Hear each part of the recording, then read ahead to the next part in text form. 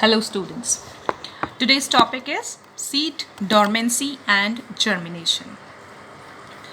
The seed contains a dormant seed embryo and this condition in a dry seed, this condition is inactive.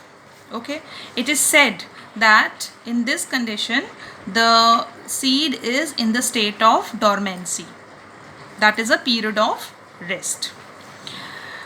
Actually, in a dry seed also, in an embryo, all the metabolic activities are taking place, but the rate of these metabolic activity is very low, which is required only for their survival. The seeds which do not germinate even when provided with all the suitable conditions necessary for germination are called dormant seeds. Now this phenomena is termed as dormancy. Now why the dormancy is important? Dormancy of a seed is important because this helps the seed to overcome the unfavorable conditions. Then it helps in the dispersal of seeds, and it also helps in the storage of seeds.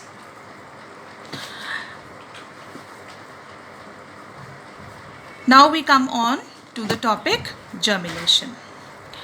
Germination is the process of formation of seedling developed from the embryo. Now, or we can say that is the sum total of all the processes by which the dormant embryo of the seed grows out of the seed coat and establishes itself as an independent seedling is called germination. Now when suitable conditions are available and the embryo has overcome dormancy, then it becomes active and it starts germinating. Once it starts germinating, then the process is irreversible. Okay, so for a seed to germinate, certain conditions are required. So what are those conditions? The conditions required for germinations are water, suitable temperature, and air.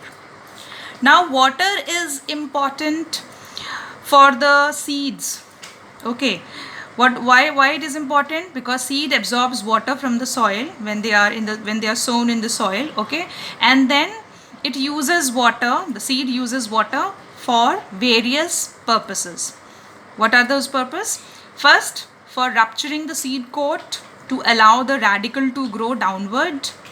Then to activate enzymes to convert that food into dissolved form for the embryo to work and for the further germination. Okay, then comes the suitable temperature. An optimum temperature, that is 25 degree to 35 degree, is generally favorable for germination. Then comes the air, that is oxygen. For cell division and cell growth of the embryo, energy is needed. And from where do they get energy? By the process of respiration. This respiration is done if the seed is able to respire because of the presence of oxygen.